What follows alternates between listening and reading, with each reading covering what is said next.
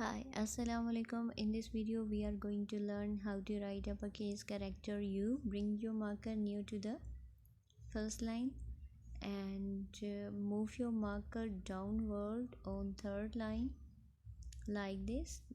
Now move your marker upward on first line, then overwrite this letter U. Now come again on third line and take out this line. Here is uppercase character U. Once again I am writing here.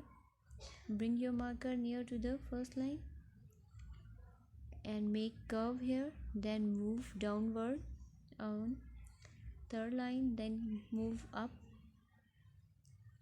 and touch the first line, then move back on third line by overwriting on this line, and now leave this line. Here is uppercase character U. In this video we have learned how to write uppercase character U. In next video we will learn how to write uppercase character V. See you, tata.